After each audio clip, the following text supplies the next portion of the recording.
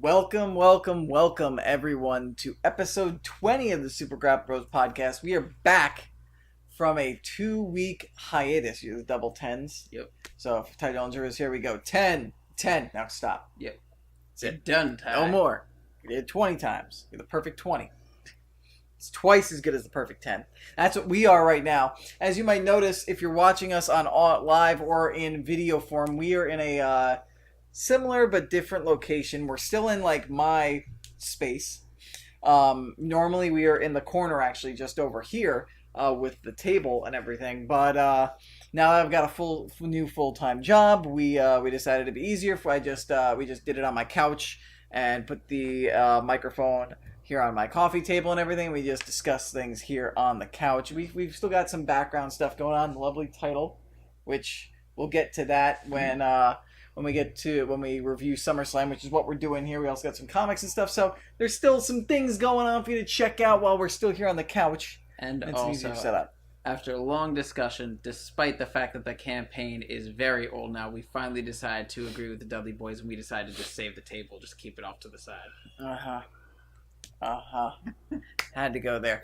Yeah. Anyway, we are back after a 2-week hiatus. Little bit of a break. We went to Disney World with the family, our parents, DMurph's wife and kids, my girlfriend. We all were there. Had a great time, but we weren't able to, really. We were so jam-packed when you go to Disney World that it's pretty much impossible to find time. I wanted us to have like some reactions to SummerSlam, but like we were so busy every single day with what we wanted to do that like we really had no time to like sit down and actually try to live stream something. I don't think we even spent any time together, just the two of us on the entire trip. Nope, not at all.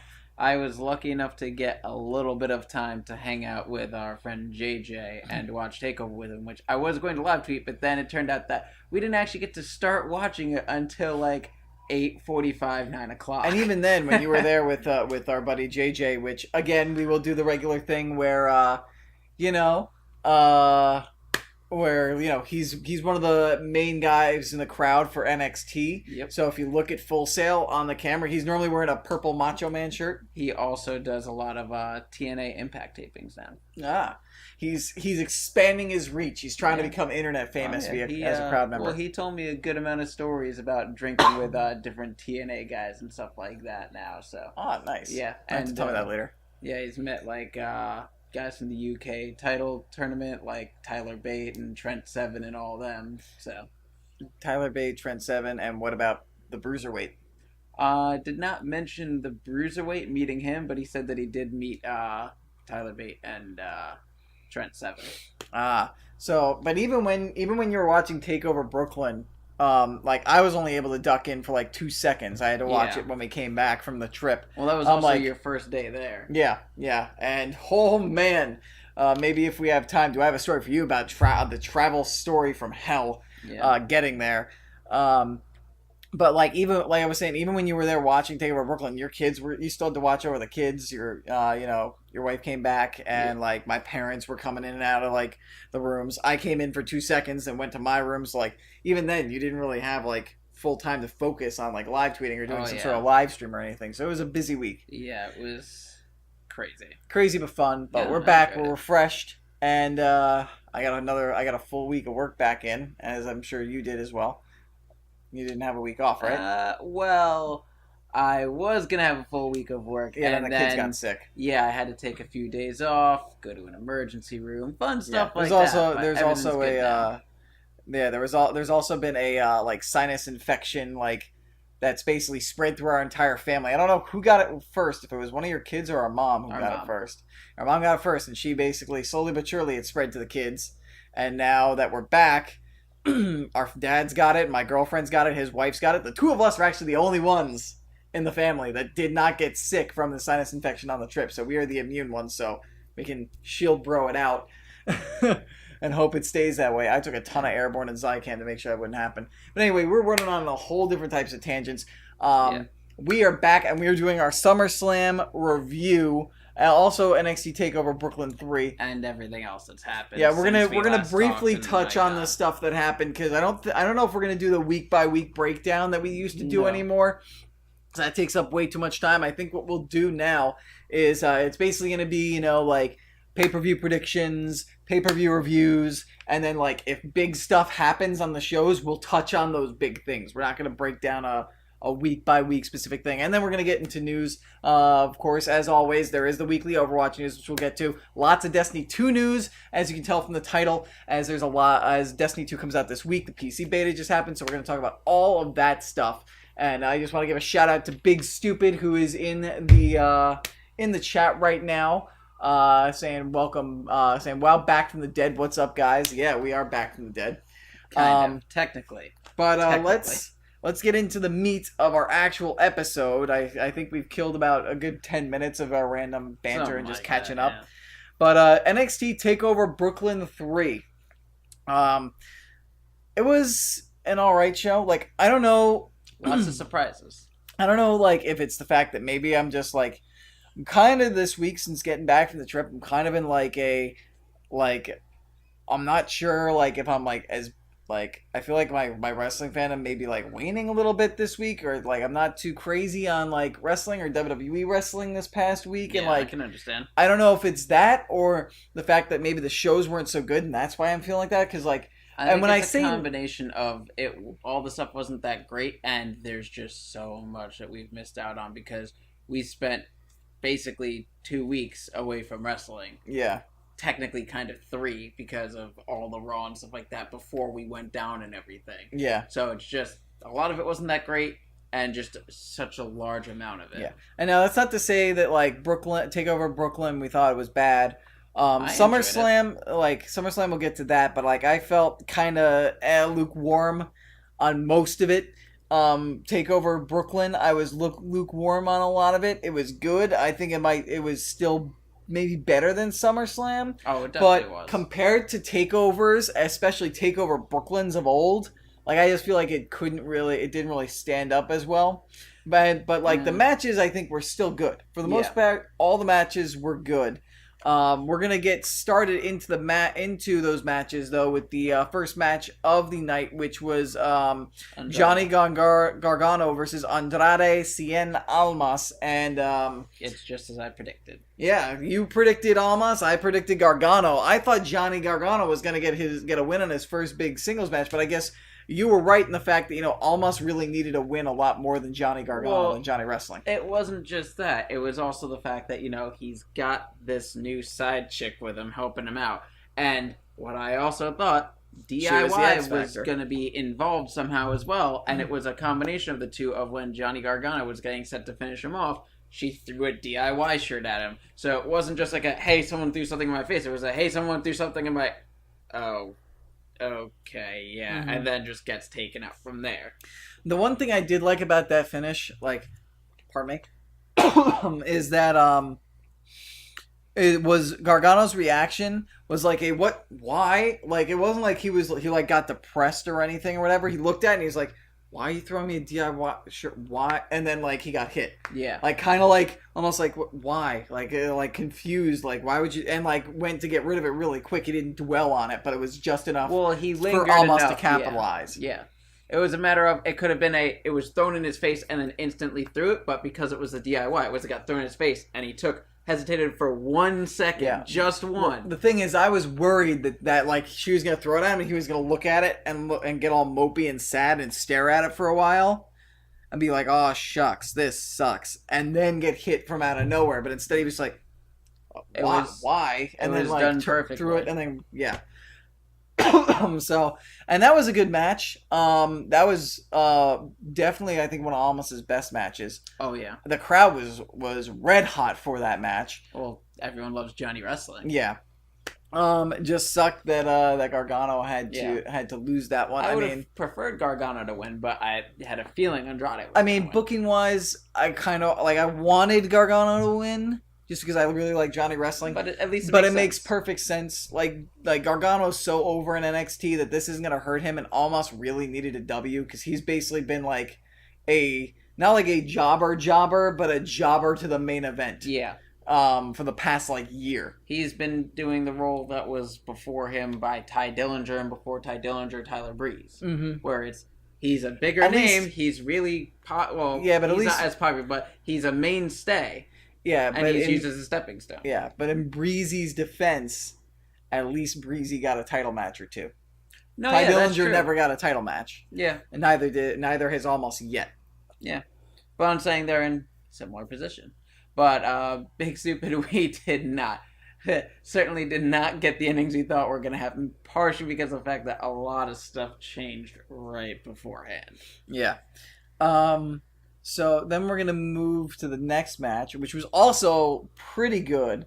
Lots of hard hitting stuff, which was to be expected based on who's in the match. Yeah, probably my favorite match of the show, partially because of the surprises in it. Yeah, I definitely. Yeah, honestly, I think that might be my favorite. That or Gargano and Almas were probably the arguably the best match of the show. Those two were definitely the best, right up there. Like, I feel like Quit teasing it. What match was it? it was Hideo Itami versus Aleister Black. Aleister Black. That was not the second match of the show. It wasn't. No, the second match of the show was Sanity versus Yes. Spain. Well, I'm just going based off of what I have okay. here on the list, so they're Alright. kind of out of order. So, all right, we'll get to that later.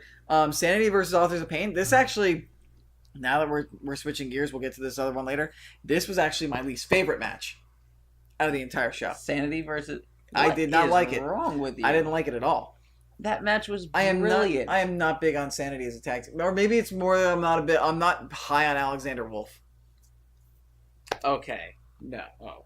Alexander Wolf is really, really good because of the fact that his whole thing is he gets hyped up and goes to get in the match, usually gets beaten down, and that's his role and that's his job. And he actually shined during this match. He actually did a lot of good stuff, and he is the first ever German-born champion in WWE history. Props now. to him, but like, I don't know. I'm not sold on him. But like, I have more problems with the match. The best thing about that match is what happened at the end.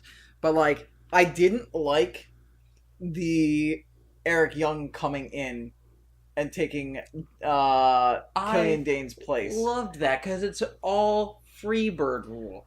Well, no, because the Freebird rule wasn't that, wasn't that Michael P.S. Hayes could jump in the like in a tag team match and just be in the tag team Yeah, match. but there was never an official tag, which is something that the New Day would do. But the bell rung. So The bell did ring. No, this is my thing. When the bell rings, the people who are actually wrestling in the match are supposed to be there on the apron. So technically, by the rules of the match, even though they're trying to pull this whole, Eric Young, like Killian Dane never tagged in, therefore he was never the official partner, technically, if you want to go by the strict rules of wrestling, rules, like the kayfabe rules of wrestling, once the bell is rung, whoever's up there on the apron and in the ring, those are the competitors in the match. yeah, well, also by the strict rules of wrestling, there's stuff that happens all the time that isn't supposed to take place. Like, technically, by the strict rules of wrestling, whoever is the champion has to defend it. There is no supposed to be Freebird rule or anything like that, and they broke the rule in order to start that. And that's what I liked about it, is the fact that it's a group, and it was a huge twist, and it got him in the match, and it shows that they could easily do a Freebird rule with the entire group, which I think really it would have been, but then it's not, but I don't know. I don't like that, because then it's like the bell rang, and then you still don't know who you're facing in the match.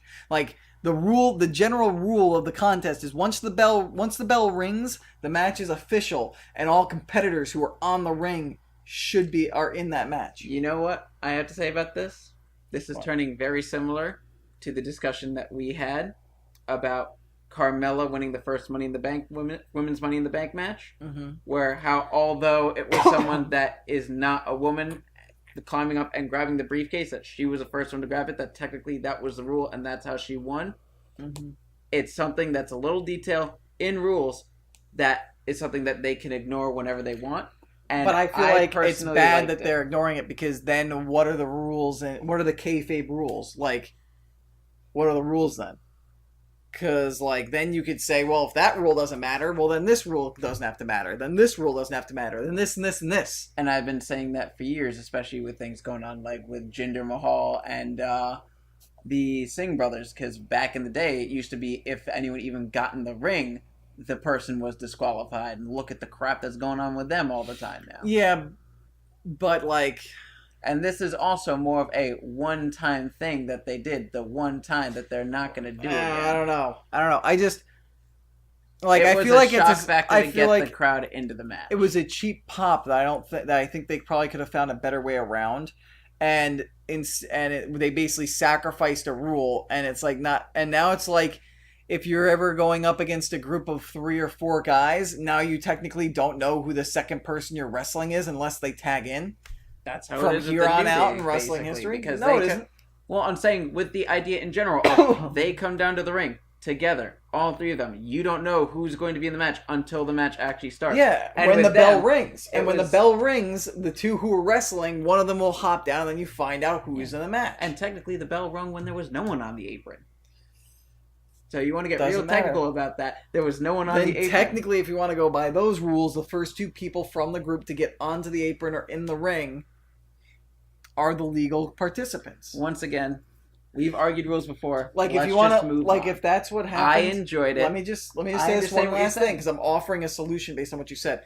If none of them were on the apron when the bell rang, the way that they could have easily avoided that then would have been Alexander Wolf gets in the ring, Killian Dane goes to climb up onto the apron, and then Eric Young grabs him and stops him and tells him, "No, I'm getting in the match." That is fine. But if the bell rings and 2 people are in the ring, then technically those are the competitors in the match. So like, and I don't like this trend from this year with Money in the Bank and with this of like breaking rules like that. I feel like even though it is wrestling and it's not, it's all scripted and everything, I feel like no matter what, if you set up a universe, there has to be rules in that universe. Yeah, but once again, I'll just point it again. I enjoyed it because I liked the surprise. I liked Eric Young. I liked seeing him get in the match. It's the same basic idea of rules are meant to be broken that a lot of people say. There's constant times where rules are changed, bent. One of the things that still bothers me to this day was how, thanks to Michael Cole, triple threat matches and any multiple man match is now a no DQ match automatically. It didn't used to be that way. And because Michael Cole said something, Well, I don't think that's Michael Cole's fault. I'm pretty sure that's the fault of the competitors who thought of that spot, A. And B, I'm sure that answer was given to him by Vince in his ear. Yeah. But once again, it's a matter of things are constantly changing. And this is something that, like I said, the way it was done, I think this is a one-and-done thing that was a bit of a surprise, making everyone think that Eric Young wasn't going to be competing that night and giving everyone the surprise of, hey, Eric Young's in the match, you get to watch Eric Young. Yeah, I don't know. I think if he really wanted to secure those tag titles and was going to take one person out, he should have taken out Alexander Wolf. They won, didn't they? Yeah, but like you think Alexander Wolf and Eric Young are good. You got Killian Dane and Eric he Young played his together. role. But like I don't know.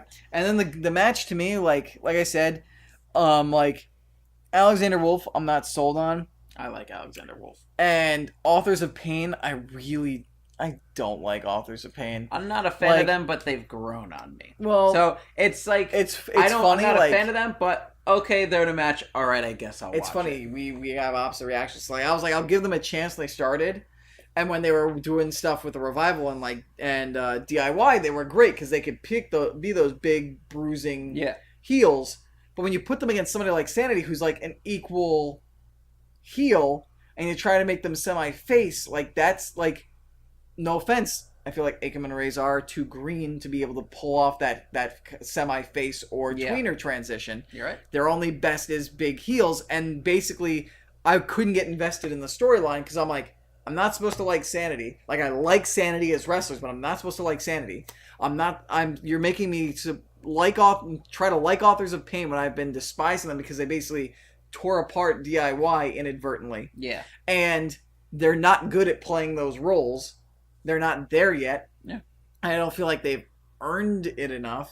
Well, because it also was a matter of fact that, like, it was a turn on a dime.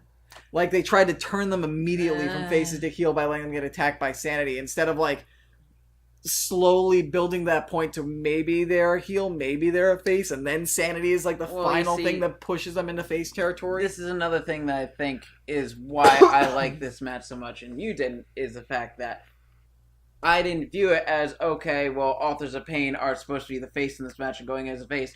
I viewed it as, okay, they're the champions. They're the big bad champions. They're heels. People aren't supposed to like them. But Sanity are also heels in the idea that they will take any advantage that they can get, as you saw in this match. And it was a heel team versus a heel team. And yeah, you'll choose which side you want to win more than the other. But they didn't really make Authors of Pain face. They were more face-like in that they didn't attack. Then what from you're behind. saying is it was a heel versus heel match, and we've been through it time and time again. How I feel about heel versus heel matches. I really dislike heel versus heel matches. I think it's fine if it's booked the way like this, where it's, hey, the top team happens to be heels, and the people going after them are also heels, trying to do whatever they can to get the title. It's fine. If there wasn't a title involved, it's fine in NXT because NXT is more the hardcore wrestling fans. So they will cheer for the heels. Try that on the main roster. Crickets from the crowd. Crickets. Yeah.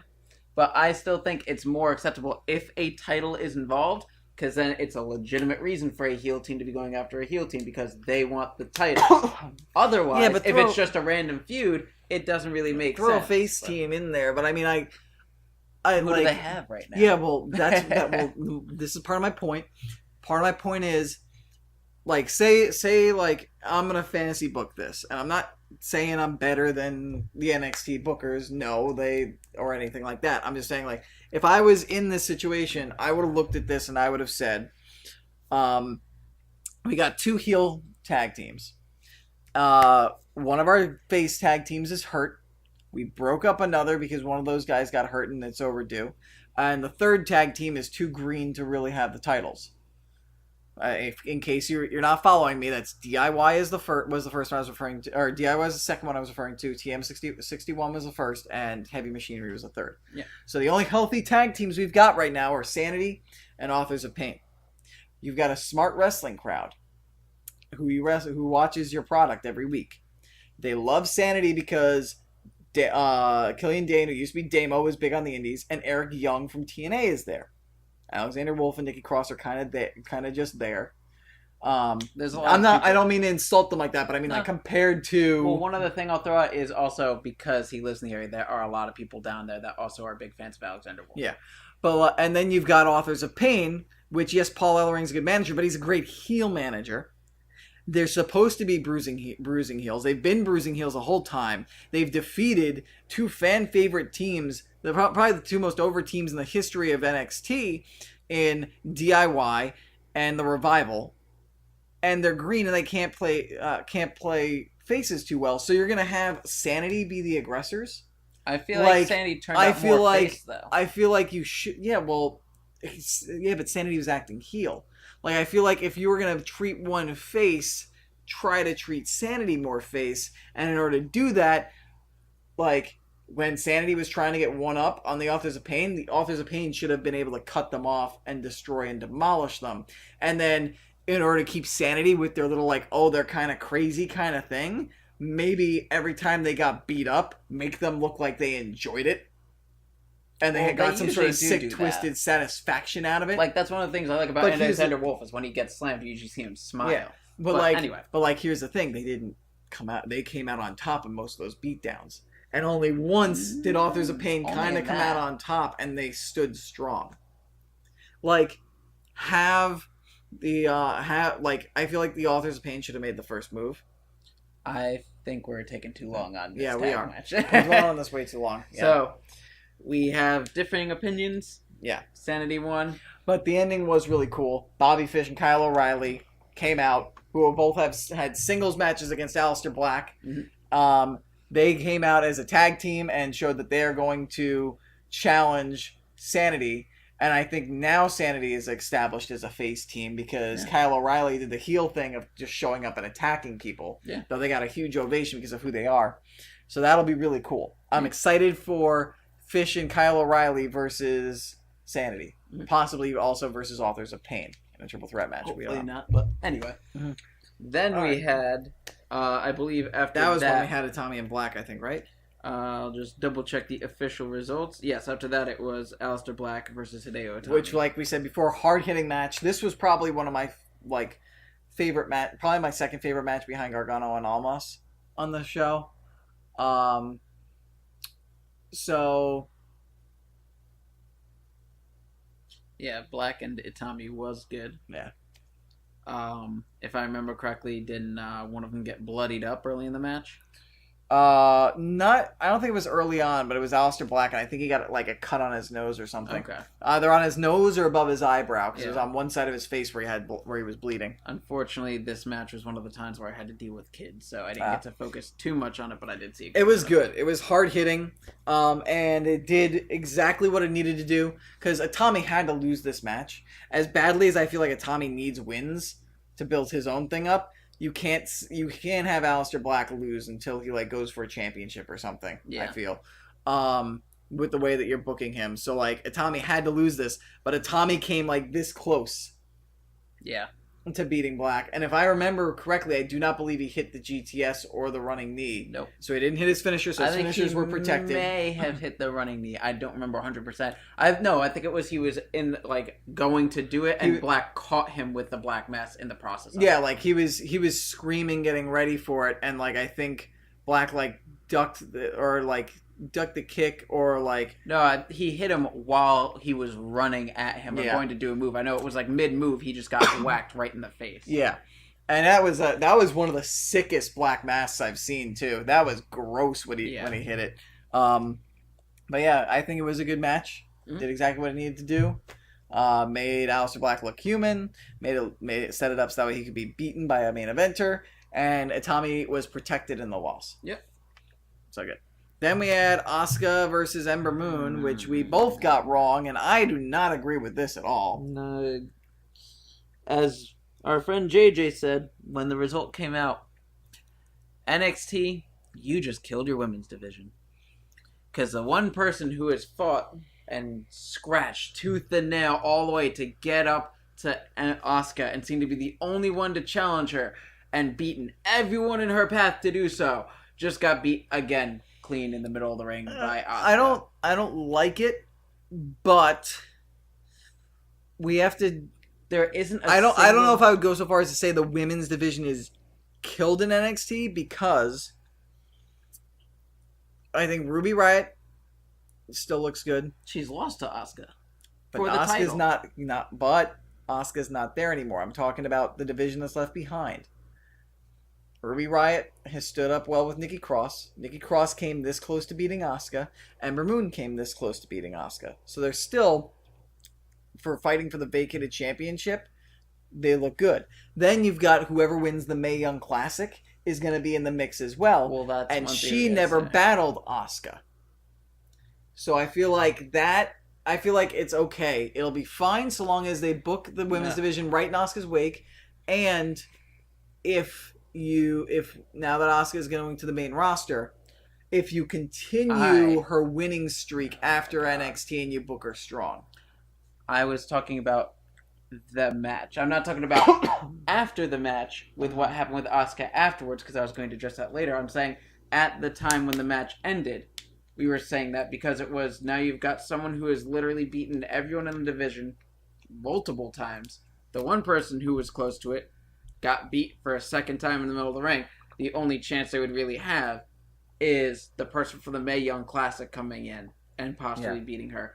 But it's still a matter of everyone that could challenge Asuka has been beaten multiple times. I always feel that's like where it hurts it. Yeah, I always feel now like that she's injured and she's leaving and hopefully going up to the main roster, that should help out. But I'm saying that decision right then and there did not look good for the women's division in general. Yeah, I always feel like people should go out on their backs when they leave NXT and going up to the main roster. Yeah.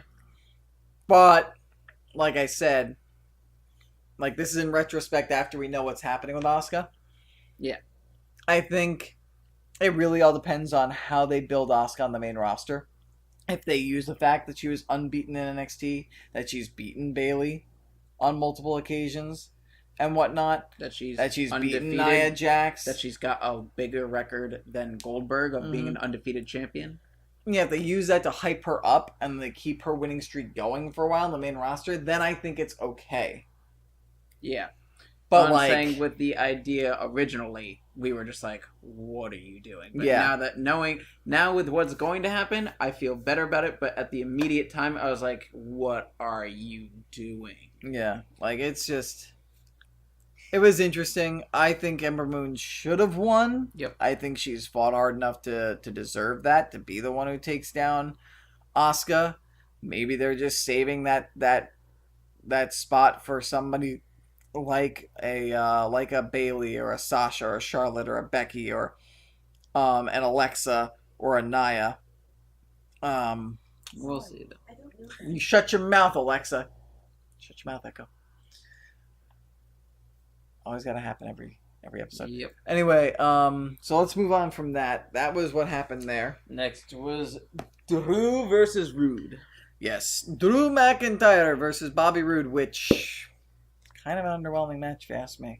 I enjoyed it. It was good, but compared to the quality of wrestling that came before it in the night, there was one big issue that I had with that match that I wanted to point out, and that was the end of the match. The actual end of the match. And the reason I had a big issue with that is because Bobby Roode hits Drew McIntyre with a glorious impact DDT. McIntyre kicks out. Roode picks him up, gives him a second glorious impaler DDT. So that's 2 finishers that target the head in a row. Mm-hmm. And then he goes to pick him up for a third one. And how does McIntyre get out? He headbutts him. And then he's still fine enough to hit his finisher. Dude, you just got dropped on your head twice and then used your head as a weapon. I think you should take a minute. It is true. Maybe they're trying to. Yeah, that was the one. Maybe they're trying to sell the fact that just Drew McIntyre is one tough SOB. I believe it, but that was the one thing that bothered me. But I did like everything else about the finish because it basically mirrored Bobby Roode's battles with championship contenders throughout the entire history of his reign. Because what happened was the same thing that happened with Itami. The same thing that happened to Nakamura, and the same thing that happened with Roderick Strong. The first Impact DDT didn't win him the match. So what did he do afterwards? The second he got a chance to hit a second one, he picked them right back up and a third one to make sure they stayed down, and that's how he beat Nakamura to retain the title, because I believe he just beat Nakamura with a normal impaler. Yeah. That's how he retained against Itami, and that's how he retained against Roderick Strong. No, I don't have a problem with that. Like I said, the only thing I had an issue with the match was dropped on head, headbutt, perfectly fine. Excuse me. Yeah. You're trying to sell things being real. I don't really believe that too much, but... Yeah. But props to Drew. I'm so glad to see him with the NXT Championship. We've just got one more to go now. One more what? Well, Jinder's got the WWE title. Drew's got the NXT Slater title. is gonna take on and slay the beast. I know. He's got kids. He's gonna do it for the kids. I'm really hoping that he could... Nah, it's not gonna happen. But that would be the most amazing thing ever. It'd be a throw your opponent in an above ground pool match. You know what? I would die laughing if they pulled what they did with Slater and Rollins, where it's like maybe Slater Lesnar gets crossed with Slater and puts the Universal title on the line in the main event of just a random Raw and is obliterating the crap out of him, and then Strowman and Joe both show up with the ref down, mess him up, and then Slater just puts an arm on him and wins. I honestly think that might be the greatest moment in wrestling in 2017. And then you get that photo of 3MB with all 3 major titles. God, I can't wait. Oh my God, it's not gonna happen. No, but in the land of make believe, it happens in a somewhat perfect role, just because of the fact that Jinder's involved in that. But anyway, And Slater is amazing. I love Slater. He's great. I like Heath Slater. Slater's a good dude. But anyway, back to NXT Takeover. That wasn't the end of NXT Takeover when McIntyre happened, though. There was one more moment of marking out, baby. Please don't do that. Baby. So anyway, Adam Cole showed up. Yeah! With Bobby Fish and Kyle O'Reilly. And we got ourselves an ROH stable coming. Laser Scope, what's up, man? Thank you for kicking the sub button's ass, man, and resubbing. I'm trying to read that. Yo, fools, the show does go on. Yes, it does. Yes, it indeed does. But yeah, that was awesome. I was expecting to see Adam Cole just somewhere in the crowd. Although, one thing we did not point out is several times at the night they were showing people Kevin Owens and Samoa Joe and people who were in NXT just all over the arena, just sitting watching the show, which I like. Did you say Kevin Owens and Samoa Joe? Yes. You know what they have in common with Kyle O'Reilly and Adam Cole? They're all Samoan, right? Yep, you got it. They're secret Anoa'i family members. Yes. Little did you know, Kevin Owens' real name is actually Samoan Kevin and Samoan Kyle. I was gonna say all their real names are actually Joe, so they're all Joe Samoans. Kevin Joe. All Bobby of them. Joe. All of them. Bobby Fish is like the odd man out. They're all former ROH World Champions. Yep. So, pretty cool that Adam Cole and Kyle O'Reilly and Bobby Fish are going to be there. It looks like what they're going to try to do is just invade and try to take over, pun intended, NXT. Mm-hmm. They took over at TakeOver. O'Reilly and Fish are going to try to get the tag titles, and Cole is going to go after McIntyre for the ROH title, which I think will be amazing. It'll be great. I think that is going to be an awesome match. Awesome match. So that was a good way to end as lukewarm as I was on Takeover Brooklyn, because and it's not to say that Takeover Brooklyn 3 was a bad show. It's just when you compare it to other takeovers, Takeover is all the way up here almost every single time. I'm trying to go as high as I can to the top of the screen. If I was to rank Brooklyn 3, I would probably put it here. So it's it was a good show, but takeovers are normally amazeballs. And you know how you could have gotten it up there? With a UK title match. What are you doing? Yeah, that's, to be honest, I don't know if they're doing. I think they may. I'm starting to think that maybe they might have dropped the whole. No, they didn't. They didn't drop it because we haven't seen Pete Dunne. Oh, they finally showed up on NXT. You know how what they normally do is they film matches before TakeOver and then air it as the next week's SmackDown. Yeah, one of the matches was Pete Dunne and Wolfgang versus Trent Seven and Tyler Bate in a tag team match. Oh, okay. I didn't get to watch it yet. I'm dying to. Another thing I haven't gotten to watch that I really want to at some point is Mae Young Classic has started. The first 4 episodes up, I have not gotten to watch. Oh, it has? I gotta check and those. And one thing that I want to point out that I love is Joey Ryan's response to it, which is he pointed out to people, hey, everyone who says that working with women ruins your career, I've lost to 6 of the competitors in the Mae Young Classic, and I'm still getting booked. Yeah, right? So that was TakeOver Brooklyn, and now just to go over our predictions of TakeOver Brooklyn. We actually ended up even after TakeOver Brooklyn. You had, as we said before, you had Almas. I had Gargano. Almas won. We both had Aleister Black over Hideo Itami. I had Sanity. You had Authors of Pain. We both had Ember Moon. Okay. Yeah, I was confused by the circle. It's on the top. I did a circle over top of whoever won. We both had Ember Moon, but Asuka won, and then we both had Drew McIntyre. Neither of us. I think we expected Adam Cole to show up, but not in the way that he did. We didn't expect Kyle O'Reilly and Bobby Fish to be involved. Right. Now, let me go through the actual list because there are matches we predicted that weren't there. We pretty much got.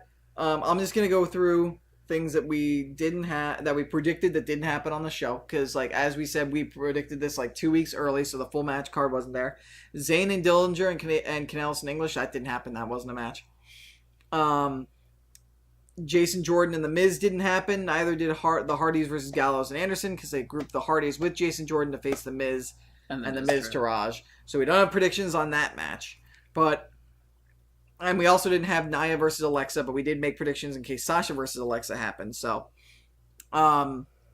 pretty much the only match on the card that we didn't have a prediction for was Jason Jordan and the Hardy Boys versus The Miz and the Miz Taraj. Well, let me go through the official thing here. I say we just kind of speed through the pre-show, partially because I didn't get to watch pre-show. Okay. First match was Miz and Miz Taraj. I didn't watch pre-show either, actually. Yeah. So Miz and Miz Taraj beat Jordan and the Hardys. I'm kind of not that surprised, just because of the fact that they're an actual group. Yeah. And, I mean, it gives them something to chase. Mm-hmm. Then you had the Cruiserweight Championship match, which, to be honest, I'm glad I stayed with my pick. But if I had gotten to have a chance to change my pick, I might have, Mm-hmm. because of the fact that like a week before SummerSlam, Akira Tozawa beat Neville for the title. Yeah, and just so you know, before that change happened, we decided to stick with our picks. Yeah. I had Neville, you had Akira Tozawa, and you would come to me and ask, like, do we want to change our picks? And I was like, I'm fine with it if you're fine with it. I honestly thought Tozawa was going to, after that happened, I thought Tozawa was going to successfully retain at SummerSlam. So I'm like, you know what? Part of me wants to switch it, but I really didn't want to like have to do like a tweet or anything. So I was like, you know what? There is a chance WWE will be super crazy and just swap the titles because they like to hot swap titles this year for some reason. Yes. So I was like, there's a chance Neville will win it back. So I was like, I'm fine. I'll keep it as is. I'll say Neville will still win. Luckily, I was right because WWE is deciding, hey, you get the title. Oh, you really liked having the title? You get the title back. Oh, now you miss it? Okay, you get the title. You want to be involved? You can get involved, but you're not going to get the title. He's going to get the title back. Yeah, it's ridiculous. So anyway, after that, we had a match which I do not understand why it was on the pre-show. Bad WWE. Bad. Why did you put New Day versus the Usos for the SmackDown Tag Titles on the pre-show? Boo. Why? Your tag team division is the strongest thing you've got going other than the Universal title feud. What are you doing? Yeah, that was bad. I was saddened by that. And we're both wrong in the predictions of that, by the way, too. I thought I chose the Usos. No, we both picked New Day. Oh, I thought I picked Usos, but okay. We both picked New Day, I believe, and the Usos won. Yeah, I thought I picked Usos because of the fact that I wanted the feud to continue, but I don't know. If you pick the Usos, you pick the Usos. It doesn't change the overall outcome. Oh, yeah, I know. And next, the first match of the show was John Cena versus Baron Corbin. Now, one thing that we did not get to talk about because we weren't here to talk about it was the fact that Baron Corbin cashed in his Money in the Bank briefcase, and because of Cena, lost the match and thus lost the briefcase. Now, couple that together with the events of this match, I am incredibly pissed with WWE for what they've done with Baron Corbin. I guess he crossed the line. Well, But, like, I hate that this happened to him because it's like, he's good. I don't think this is going to be a Damien Sandow case, though, because I don't think he's going to fall off the face of the earth. I think this is more of a, he's in the doghouse for now, and they'll let him out of it eventually. I hope so. As long as he doesn't continue to have, like, an attitude problem. But, I mean, part of what bothered me about it was, they did that with the briefcase, which is, okay, you know what? I feel like that should be punishment enough. Mm-hmm. You have this very valuable thing that could skyrocket your career, and it's taken away. And then he's put on the first show of the match, put in a match that he probably was originally scheduled to win, which would really boost him up, loses the match, but the thing that bothered me the most about it, honestly, he had a brand new intro, brand new Titantron. They show that happen, and then as soon as he comes on, they cut right to, oh, let's go to our foreign announce teams. Well, you know and why? that was his entire entrance. You want to know why? It's probably because his entrance, they probably already put in the request to have his new, like, entrance made before he screwed up. So it was already made, so it's like, we're not gonna, not use it. No, but the thing that bothers you about it is the fact of, you do all this stuff, and then you can't even just let him have his entrance. You have to have the very beginning of it, and then automatically, like, right after, just instantly cut to these other people. But, just bothers me so much. Big stupid claims that there are reports that apparently he looked bad in promos against Cena, and Vince got pissed at him for it. I don't know if I would believe that. I don't know what it is, but, like, he obviously upset somebody, because now, in the span of a week, he lost to Cena, which I think he was going to lose to Cena anyway, but I think it was going to be a closer match than it was. And he lost his briefcase. And to be honest, I did not like the Cena Corbin match at all. No, I didn't. I didn't like it at all. I didn't think it was good at all. It was bad. I thought it was bad. Which, one thing I'll quickly point out, in a promo that John Cena did this week with Roman Reigns, he talks about how he's giving guys opportunity, not burying talent. What do you call that? Well, to be fair, I feel like that wasn't really a Cena call. That was more of an executive call. Oh, yeah, but you still claim that you don't do that stuff, and then you do it. But anyway, so that was very disappointing. I would call that burying talent. There's another match that happened that night that I think would be considered burying talent. There's a lot. The next match of the night was the SmackDown's Women's Championship match. Naomi defending her title against Natalya.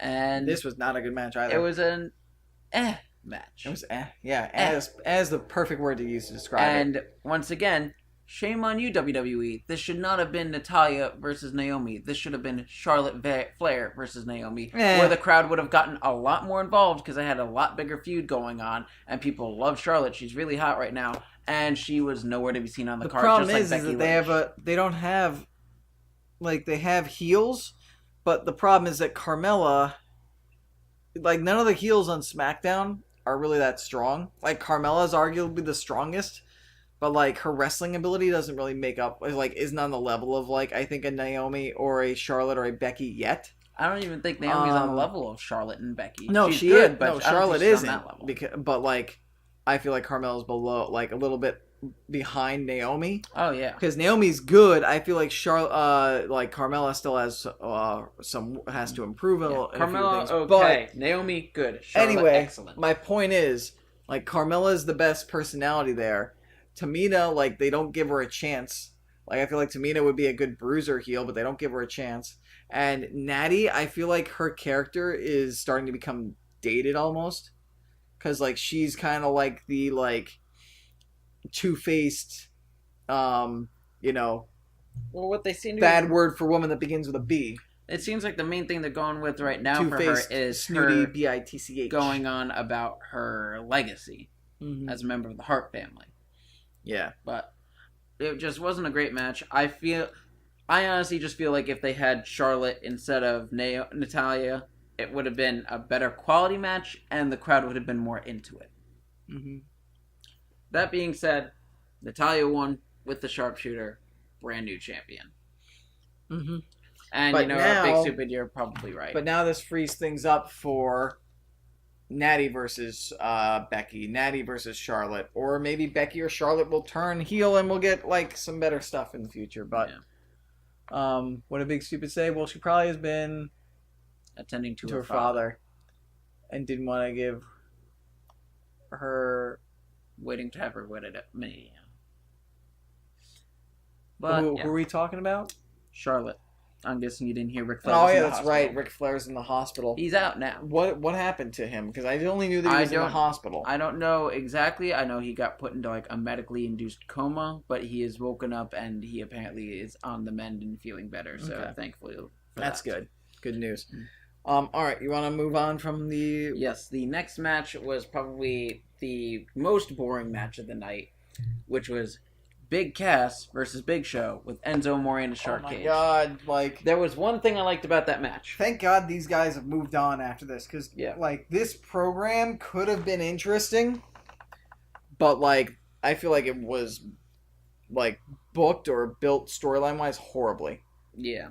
All it was they didn't even make it seem throughout the build that, like, Big Show even had a chance of winning to continue the rivalry or anything, or made it interesting. Well, they showed him knocking him out a few times, but then he injured his hand. But at almost every turn, like, Cass was kicking the crap out of Enzo like it was nothing, and kicking the crap out of Big Show. No. Then, like, they tease Enzo escaping the cage, and it's like, oh, only thing I like. This is interesting because it's entertaining. Maybe he'll actually, be able to jump. No, the second he hits the ground, he gets kicked in the face. And it's like, way to waste, like, what could have been an entertaining thing. That could have maybe ended in, like, a win for Big Show and kept things going, and, like, maybe made the rivalry interesting, giving it new life. But no, like, it's like every time they wanted to give Enzo something interesting to do or make him look defiant, he just got knocked right the hell down. It's like, and also that's kind of like, what kind of message are you sending to people? It's like, oh, give it your all. Be defiant. Stare in the face of somebody who tells you, like, you can't do something and say, no, screw you. And then you just get kicked in the face and get proven that you can't. Well, a few things I'll mention. One, I loved Enzo sneaking out of the cage. I love the fact that he ripped his clothes off, put oil all over himself, squeezed out. And I was really hoping that he would have at least distracted Cass to give Big Show an upper hand and then try to win. But it was just he dropped down, got kicked in the face, Big Show got kicked in the face, end of the match. Yeah. So it was, ooh, that was cool until you ruined it. And from here... Yeah, like, they didn't even give, like, Big Show a false finish or something off of that. Yeah.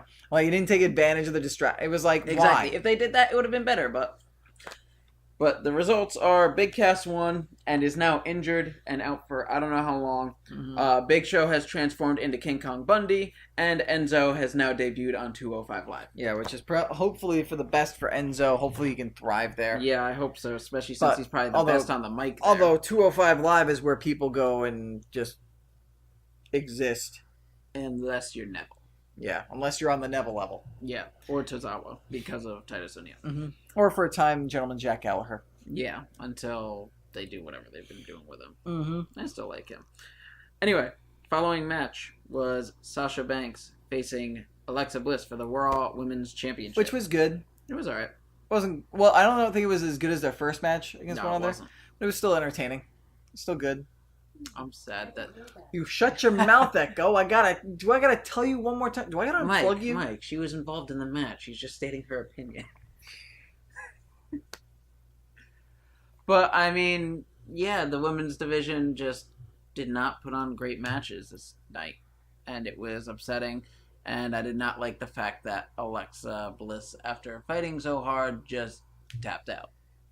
Yeah.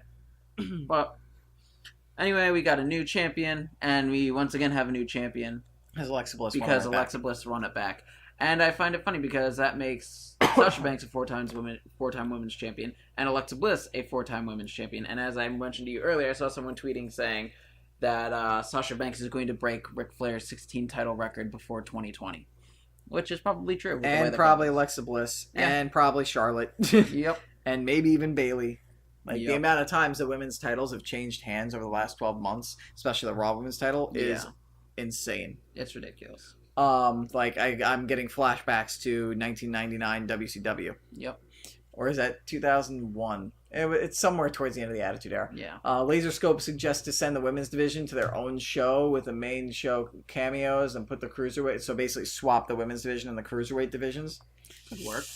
I don't know. If you do it the same way, they get the attention on the main show too of like one match or one or two segments as well, and then give them their own show as well. But the problem is that what if the women's show basically ends up like, are enough people going to watch? I mean, maybe more people watch the women's show than the cruiserweight show, but like my only concern is I don't want the women's division to like be treated as an afterthought with their own show, like kind of like how the cruiserweights are. I mean, the way I'm viewing it is a matter of, right now they've got a similar amount of screen time as the cruiserweights do on Raw and SmackDown, and you just give them a show on top of that. They'd still have the same amount of time on the main shows. You just give them a show as well. Yeah, maybe it'll be actually more interesting. interesting. But, yeah. Following match is probably the biggest disappointment of the night. Randy Orton versus Rusev. That was a good way to bury Rusev. Like, what did Rusev do? He had such a good match and program with Cena. When they put him against Orton and people, and like he was getting beaten up by Orton, I'm like, it's okay because he's with Orton. He's a high-profile guy. And then he beats up on Orton, but then the second the bell rings, Orton hits an RKO out of nowhere and it's over. Yeah. Like, maybe it's supposed to be like, oh, he got surprised and maybe now Rusev will get more vicious and it'll turn to an interesting rivalry. But it's still just ridiculous. Like, if something doesn't come out of this, it's like, why? Why you do Rui like this? Yeah. Why you gotta do Rui like this? People like Rusev. Give them Rusev. Big Stupid said he told us. He did predict this. Doesn't mean we don't like it. After this, I mean, we did both predict that that Orton would win, but not like this. Exactly. Not like this. And then after that, we had a match which had so much potential and did not quite live up to the potential of the Demon King Finn Balor versus Bray Wyatt. I didn't like that match at all. Honestly, if you ask me, I think it's because of the fact that they once again did the match early. And Wyatt won. And also, I don't think they did a lot of creative stuff. And also, the way that they built the rivalry, like, I feel like the Demon maybe wasn't, like, the Demon King of Balor wasn't earned enough. And I didn't really feel that extra level of intensity with him as the Demon that I normally do in his matches when he does wear the paint. It wasn't that hard-hitting. It wasn't the back-and-forth match it needed to be for Bray Wyatt.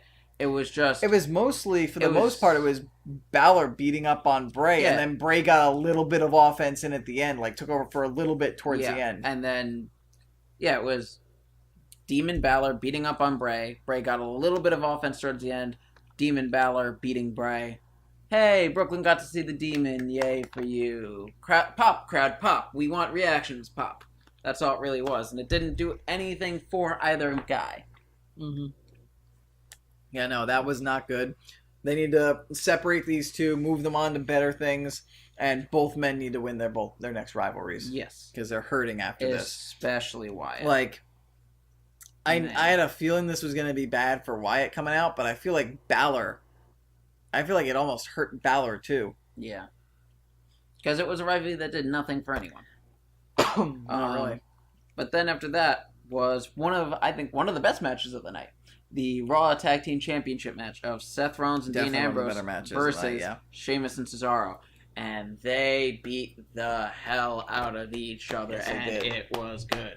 And that ending was pretty damn good. Yeah. Oh my god, it was so good. Knee right into the... I liked the tease of the Shield Powerbomb sans Reigns, where basically the turnbuckle stood in for Roman Reigns. And I mean, maybe if you really want to be a jerk towards Roman, which I do like Roman, I'm just saying this to be a devil's advocate. If you really want to be a jerk, you could say, and the turnbuckle stood in for Roman and nobody noticed the difference. Yeah. They put a vest on the turnbuckle and everyone was like, oh, hey, it's Roman. Ooh-ah! Look, it's doing the thing. Yeah. So yeah, it was a good match. It was really good. I predicted you had Sheamus and Cesaro. I had Ambrose and Rollins. They did win. Yep. I predicted that also based on other false predictions we had. Once again, if I'd known going in, I would have changed. But whatever. It is how it is. Mm-hmm. It was a good match. That's all I care about. Yeah. And so yeah. One thing I will point out quickly that I really liked. Oh, yeah, the beach ball. Did you remember that? Oh, yeah, the beach ball. I saw a lot of Cesaro people... looked pissed. Yeah, I also saw a lot of people going on, because apparently they did that on Raw the following night as well during, I think it was Jason Jordan versus... I think it was Finn Balor. They did a match, and people were using the beach ball on Raw the following night, and people were talking about how disrespectful it was. And a lot of people were responding with, well, maybe if you made Raw better, we wouldn't be doing that. And one thing that bothered me, people were saying crap about the New York crowd, how it's New York is doing that. Hey, guys, in case you don't remember, this is just like WrestleMania now, where it's people from all over the world coming to this. It's not just New York. SummerSlam is WrestleMania light. And like you said... They do it at WrestleMania every single year, which is in different cities. It hasn't been in New York since '29, and you know it's people from all over the world who do that, and they do that I guarantee you do that in Chicago, it'll happen in Chicago. Do that in Philly, they'll do that in Philly. You do that in Boston. They might even do that in Boston. You could do it in Montreal. They might do it in Montreal. You could do it in like Kansas City, and this will still happen. If it's a SummerSlam, they make a weekend out of it. Yeah. Yeah, because you've got the people coming from all over the world for this show, and this is how they act. Mm-hmm. They're trying to get attention. Whatever. Don't blame New York for everything. Though I will say, sometimes the beach balls, it is getting a little too extreme. Like. But then we get that awesome moment like Cesaro. Yes, but my point is, like, to the comment of, well, make your shows better, I feel like back, like, maybe a few years ago, people busted out the beach balls when they were bored, and now I feel like these crowds do it just to be trolls, no matter what match is going on and how good the match is. Some people they're taking it too far. I will say that much in defense of WWE. Like, I'm all for chanting random stuff. A little upset there, the salt. Thank you for the tip, by the way, big stupid. Blah. Like I said, like, if you're not liking the match and you're chanting random stuff or doing like olays or singing or getting a beach ball out because the match sucks or you don't like what's going on, that's fine.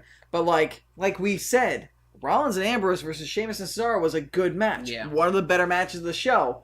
And, like, the crowd was into it. So why did a bunch of jerks have to bake out a beach ball and just, you're trolling them at that point. And you're trolling the people. You're not just trolling the wrestlers. You're trolling everybody in the back. You're trolling everybody who works so goddamn hard in those matches backstage. You're trolling everybody else who watches that match. And you also could be trolling the people who are also in the audience who are into the match, trying to focus and watch the match and not be, like, have to worry about a beach ball flying and, like blocking their way. Like, people hitting a beach ball getting in their way, and even, like, I know it's a beach ball, it doesn't hurt, but, like, get it, like, hitting them and then distracting them. Yeah. Like, If it's a boring match and it's clear that the majority of the crowd doesn't like it, then feel free to do that. But if you're just going to do it to be a jerk or to be an asshole... Yeah, do that that's during... not cool.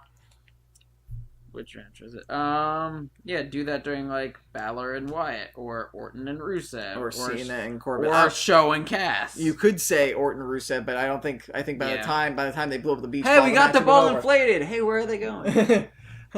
Wait, why is Randy Orton's music playing again? I thought he already did his entrance. Yeah, the one thing I wanted to point out before the beach ball was brought up is, one thing I really liked was the fact that Rollins was wearing red and black, and Ambrose came out with the hoodie that was red and black, and Reigns was wearing red and black, and all 3 members of the Shield were wearing the same color outfits.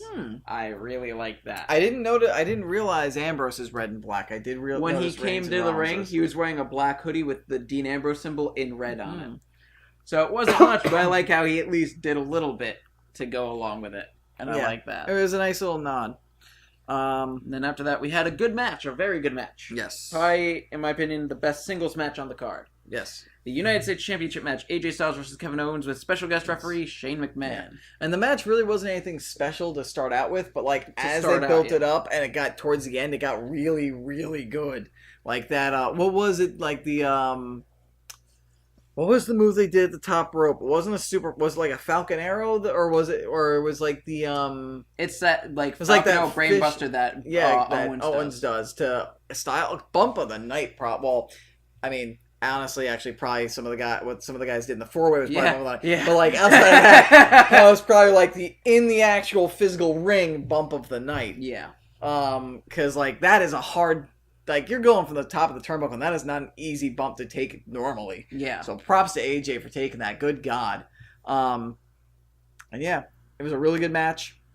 Pretty much what I thought was going to happen happened. And Big Stupid, after the Daniel Bryan deal, once you give the people power to control what you do, it's hard to get back. And these dumbass smarks think they can change and do anything they want. I mean, I guess it's kind of true, but fans were starting to do that back when CM Punk was there, and fans were also doing that even before Punk and before Bryan with the "what" chants with Stone Cold Steve Steve Austin made that popular. So kinda. Maybe Daniel Bryan, maybe the whole Daniel Bryan thing took it to the next level. But if you ask me, I think once CM Punk it went up another level when CM Punk did it. And I think it's also just the natural progression of the evolution of wrestling in the age of the internet. Where now everybody can connect and realize they all don't like stuff as much together, so they can band together and create these protest chants and stuff like that, and beach ball stuff. And I think it doesn't hurt with the fact of the way I'm viewing it right now. SummerSlam was, if you count the pre-show, 6 hours long? Yeah. You have a 6-hour long match. It's hard. I'm assuming some of the shows on the pre-show were good.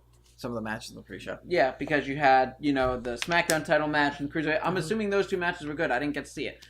But then on the main card, you had the Raw Tag title match, you had the United States Championship match, and the Fatal 4-Way match, which I think were amazing matches.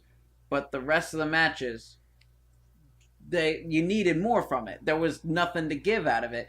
And if that's the kind of product you're going to give people, where it's, you got to watch this pay-per-view for this 1 or 2 or maybe 3 matches in 4 hours, you got to expect people are not going to be happy. And you got to kind of expect that something like this might happen because it's happened in the past. Yeah. And you're not giving people you're drawing people in with just one match, and you expect them to be happy with every match. Yeah, and also, the crowds who come to wrestling shows now, they treat it as if they're watching a fictional television show now. They're not treating it as if they're watching a sporting event. Yeah. So it's almost as if you decided to, instead of airing Game of Thrones and you watched it on your TV, it's what if you watched Game of Thrones air in a giant arena and you got to hear the reactions of the people who they're watching the episode it for 6 hours Yeah. straight. So, if a character dies that they don't want you to die, or, a scene happens that's too messed up or they don't it's pretty much like watching them react to the fiction of the show instead of,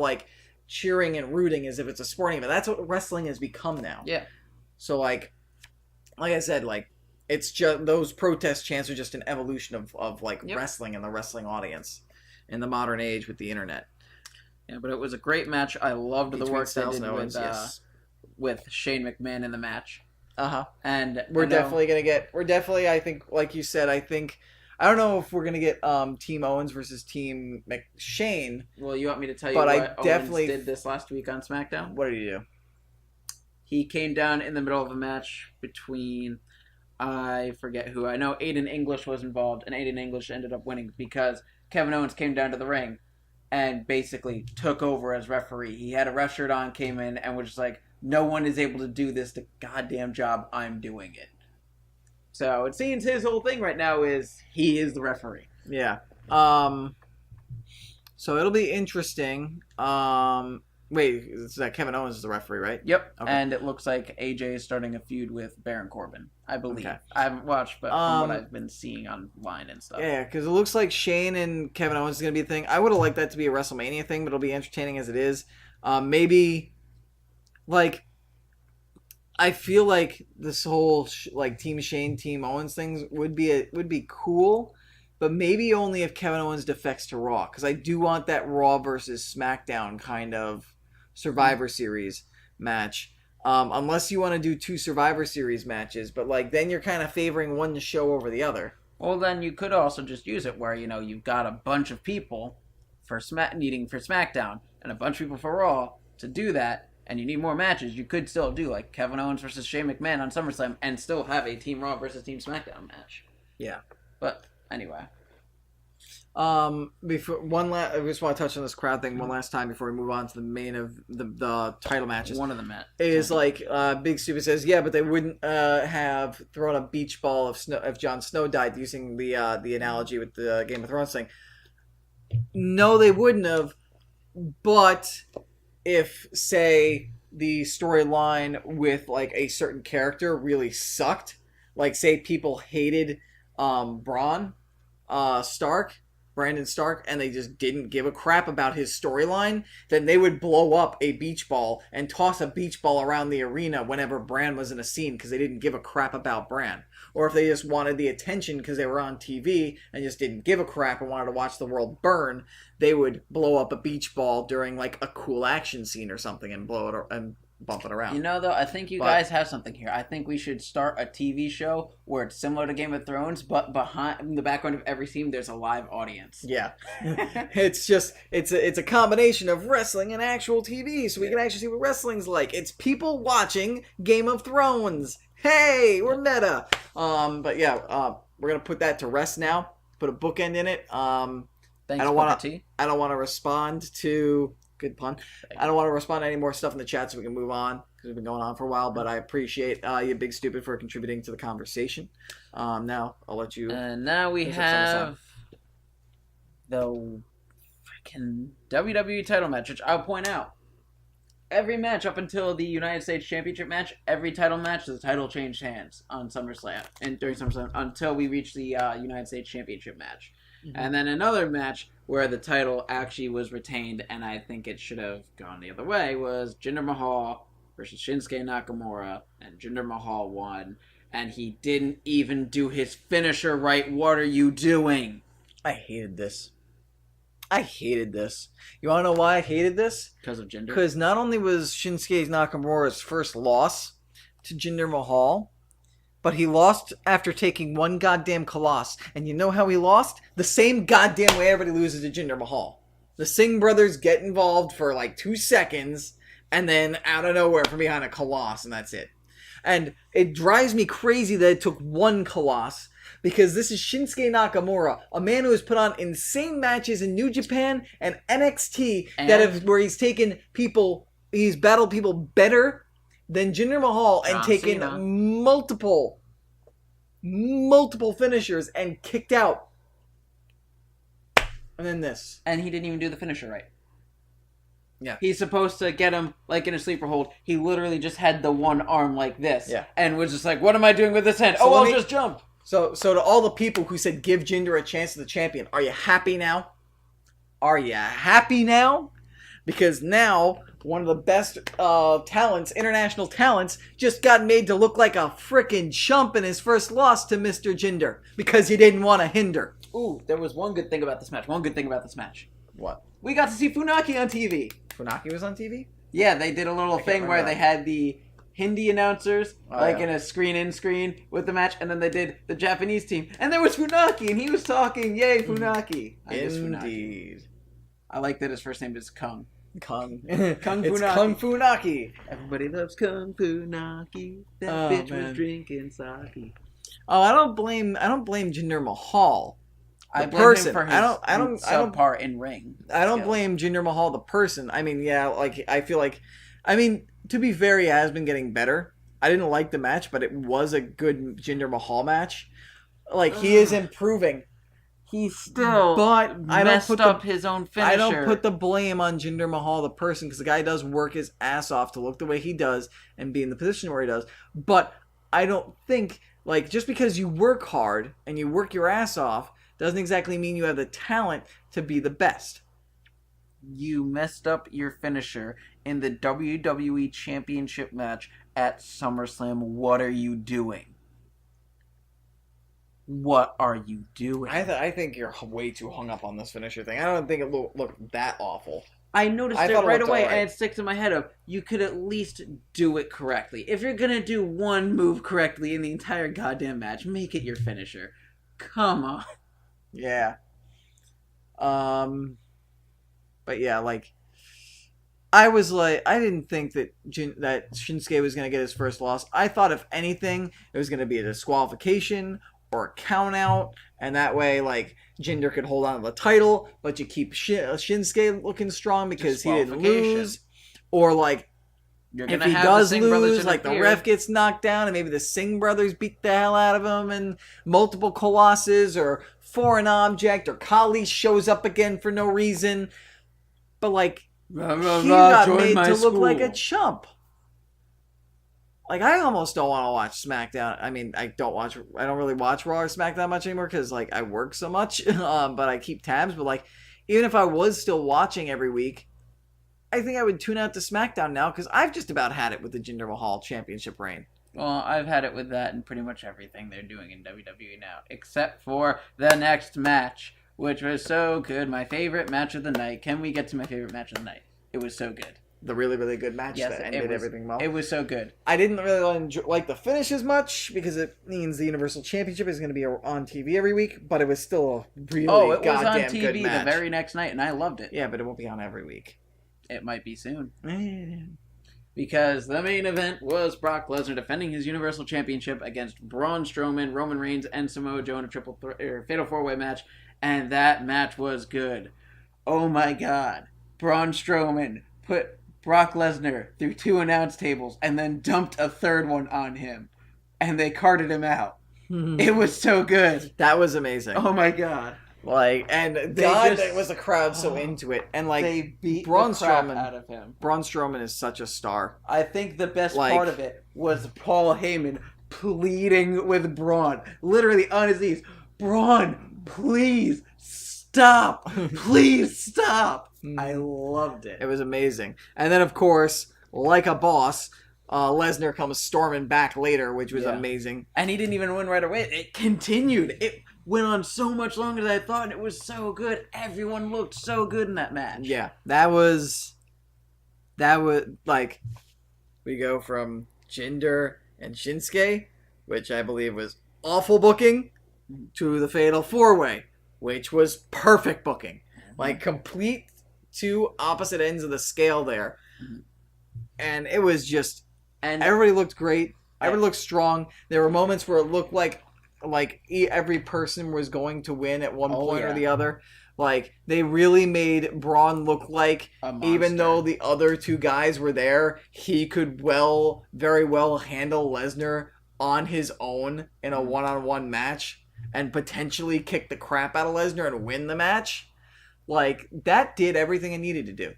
And what they did the following night, if everything I've seen is correct, I am loving what they're doing with all 4 guys. because it looks like the plan right now. I don't know if it is 100%, but it looked like they were doing something involving Samoa Joe and The Miz, in which if they have Samoa Joe go after the Intercontinental Championship, I do not mind that, because I do not mind seeing any kind of championship on Samoa Joe. Mm-hmm. Roman Reigns got confronted by John Cena. And oh man, does this look like it's going to be a good rivalry. John Cena came out on Monday Night Raw and said he came back for Roman Reigns. And then this last week, they had a hell of a promo where they were not holding back. And as John Cena said, goodbye fourth wall. Yeah. Because they were just tearing into each other. And then,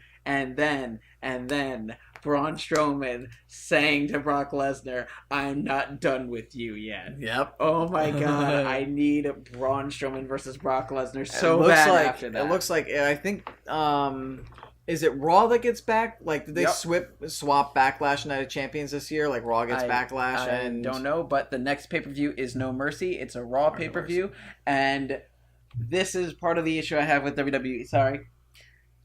It looks like there's going to be some good matches at least. Where there's like going to be Braun and Lesnar, like Reigns and Cena. If they do Samoa Joe and Miz, Samoa Joe and Miz. If they do Ambrose and Rollins versus Cesaro and Sheamus. But the rest of the card, I'm just like, eh. Yeah, but you just listed off like 4 matches. That's like half to 2/3 of the card. But well, we're gonna get Neville's gonna be defending his Cruiserweight Championship, and that's gonna be a good match because Neville doesn't have bad matches. He doesn't have bad matches. And then you've got like if they like my idea is you couldn't set that stuff up for SummerSlam. You had to wait till the event. You couldn't put on this that card.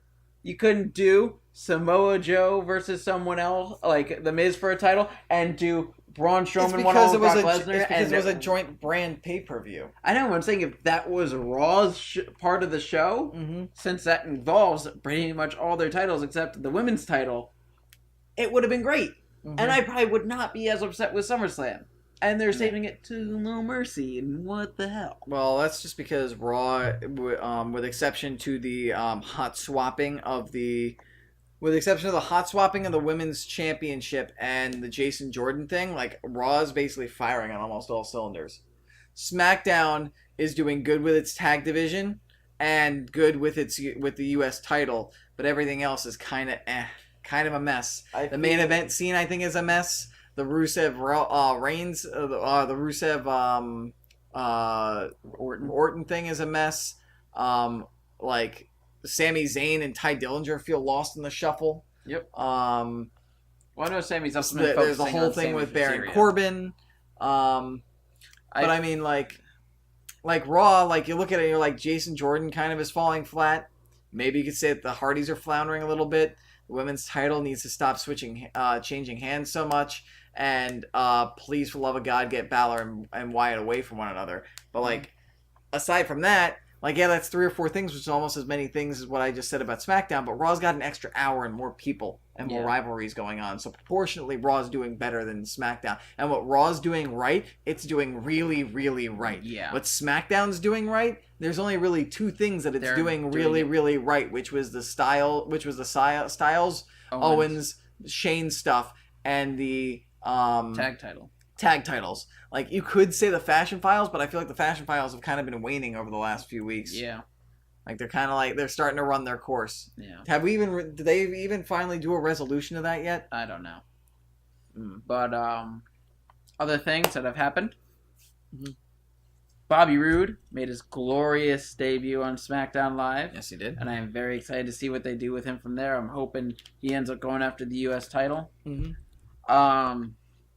One thing that I love that a lot of people had controversy over. Did you know that PWI released their 500 for the year? They did already?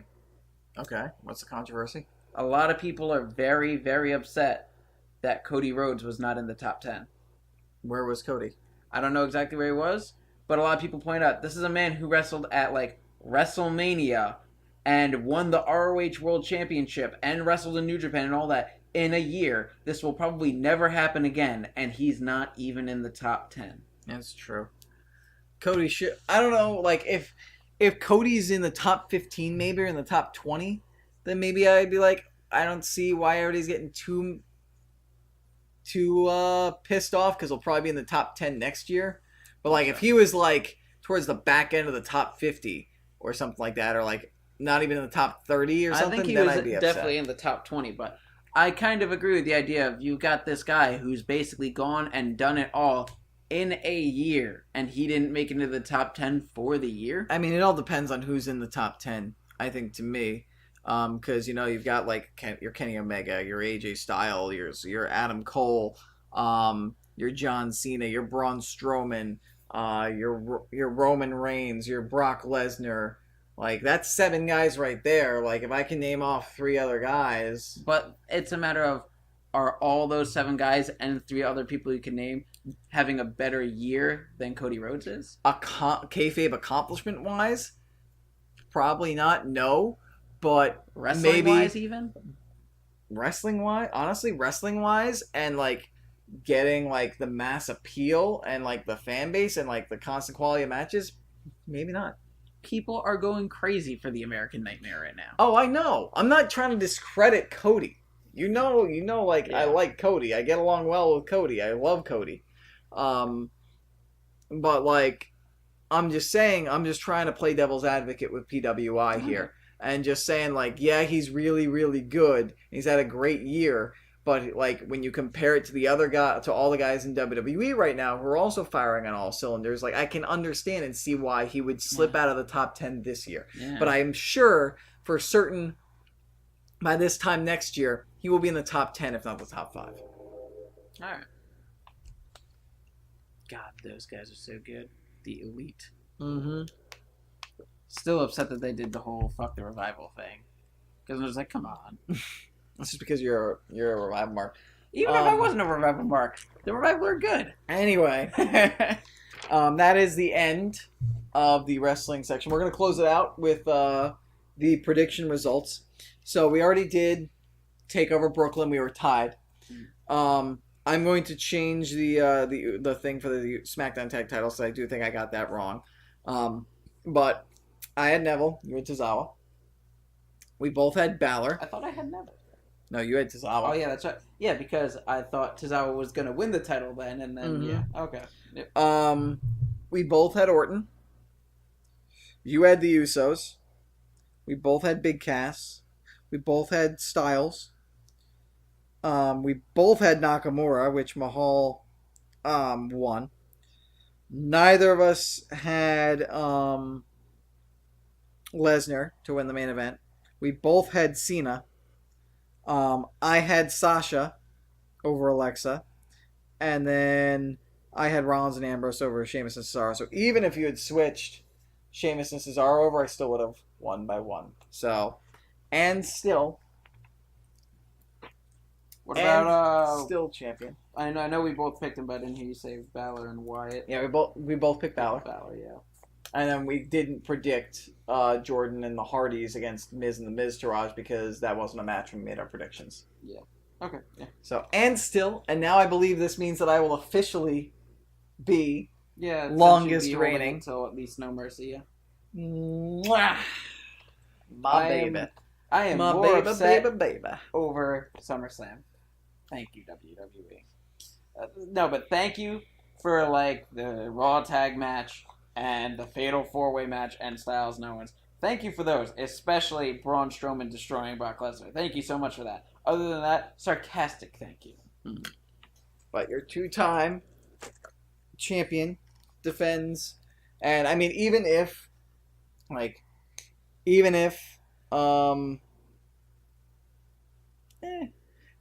we had, done the switch for the Hardy, done the switch for the tag match too, or whatever match it was the switch for the tag match, where we both had Rollins and Ambrose going to win or whatever, we would have been tied, and I would have had the champion's advantage. Well, no, because if I had done the switches, I also would have done Neville over Tozawa. But then we still would have been tied because I would have kept with Neville as well. But that gave you 1 up on me. That's one of the things you got 1 up on me on. So, it doesn't matter. Because there was a lot of stuff where if I had seen what was going on going into it, like the week before. I'm like, okay, I'm gonna change a few things, but whatever. I don't care as much as I do about the actual show itself. I did give you your fair chance to change stuff though. Yeah, you gave me my fair chance, but I was dealing with 3 kids in Disney World. Yeah, well, that's your problem. Yeah. And still, you're gonna try and claim technicalityness again, aren't you? No, But I'm just claiming boo WWE put on better shows week to week. all right. Anyway, let's move into video game stuff. We're gonna try and get through this stuff really quick because we've been going for a while, I believe. Yep. What would you like to talk about first? I guess we'll go into Destiny stuff to first start off. Destiny 2. As you guys know, this is the Destiny 1 Age of Triumph shirt that I am wearing because I am a huge Destiny fan. And this is a Stormlight Archives t-shirt. Brandon Sanderson. Wait. What up? Oh, nope, it's on the cool back. author. Yep, I see it. So Destiny 2 is coming out this coming week, for the consoles, PS4 and Xbox One. But it had, there was a lot of stuff that went on for it this week because it is launch week. First thing that happened was that the PC beta started. The PC version of Destiny 2 does not come out until the end of October 24th. But God, I cannot wait for it to get here. So many frames per second. That you do not realize, like, how much of a difference it makes to go from 30 to 60 in a game like that. Because when I played on the console, the game looked and felt like, and I know they made changes to the PC version, or to the game from the different betas, which will reflect positively on the console version as well, but like, just, and how fluid everything is, and the visuals, and the frames per second and everything, it feels like such a different game. I believe it. On the PC. Like, I will say, if you have a PC that can run Destiny 2, and, you know, you're not, like, I don't want to say, like, bound, but, like, if you don't have, like, a ton of friends who are playing it on a console or a clan, get the PC version. Because it is by far the better version of the game. The much prettier version. I'm such a Destiny fan, it's not gonna matter. I'm buying the digital deluxe on all 3 platforms. Oh my god. Yep, because I'm like that. And you have disposable income more so Well, than I do. Maybe not so much anymore. I gotta start saving a lot of money. Unemployment was not kind to me. Anyway, so that came out. I only got a chance to play the story mission, but from what I saw, it was really good. They did speed up super time, the time for supers to recharge, and what was it that it was with the supers? Now in the console beta, you used to only be able to get maybe 1 super per game, and that was it. You didn't even get 2, or like per PvP game, and you got like maybe 2 per strike, for like half-hour long strike. Now they've sped it up, so now you'll get maybe 4 or 5 in the strike, and 2, maybe 3 if you're really good in Crucible, which is good. Yeah. They made some tweaks to other stuff in gameplay, so good stuff there. Also, they revealed yesterday, I believe it was, or 2 days ago, they revealed the raid and first trials date of Destiny 2, and they're not giving people like any time at all. Like, they say that there's going to be 50 plus or 55 plus hours of content in PvE. The raid comes out a week after the game launches. Jeez. So you have a week to reach the required light level if you want. That's fine. That's just a full work week plus 10 hours of overtime. That's no problem. Yeah, right. You got to cram all that in if you want to be ready on the first day of the raid, which I probably will not be because I work a lot of hours. And I probably will not be since I won't be picking the game up because I'm poor. Yeah, so I probably won't be doing that, especially since I'll be splitting time on 2 consoles. But when I do get raid ready, I will do the raid. And then Trials of Osiris is happening 2 days after the raid comes out. So the game launches on September 6th. The raid comes out September 13th. And Trials starts September 15th. So good luck. I mean, it'll be good. It's, as far as like doing it that way, content creators and streamers where this is their job, like playing Destiny for people, like, I mean, it's fine. But I feel like for regular players, like, it's way too soon. And you might have a ton of hardcore Destiny players trying to grind like crazy out of FOMO, fear of missing out. Mm-hmm. So, And then the final thing that we got out of Destiny 2 this week that I can recall is we got the live action trailer for Destiny 2 today. Yeah. It came out yesterday. And if you haven't seen it, I highly recommend you watch it because it stars Nathan Fillion as Cade Six. Lots of comedy, and you're fighting Gaul and the Cabal for the puppies. It's for the puppies. Yes, it is for the puppies. You know, Jerry Lawler would be proud. Not those kind of puppies. Wrong kind of puppies. Why you gotta do me like that? That's one thing I forgot to mention. What? He was back this week on Raw. Oh, yeah. Because Booker T was helping out in Houston. Oh, cool.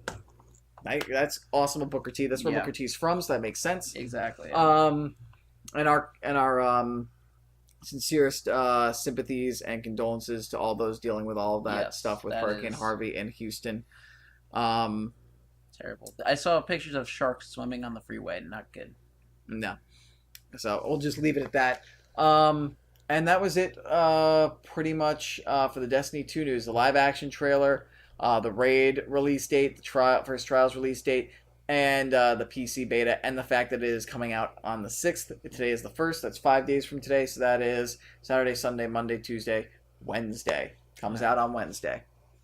All right. So the next thing I will get into is the majority of the roster reveal for WWE 2K18. Ah, yes. Probably should have led with that. Yeah, probably. But you wanted to do Destiny. So. Hey, you asked me, and I completely forgot about that being on the thing. So you should have let us into it. That is your fault. Oh, you're the one who forgot. So anyway, first superstar. I'm just gonna read a quick list, and maybe if there's anyone unique, we could be like, ooh, nice.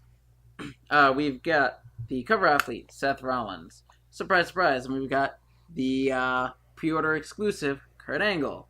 And then we've got John Cena, because of the Cena Enough edition, which comes with Batista, listed as legend. They also list them as whether they are Raw, SmackDown, Legend, or NXT.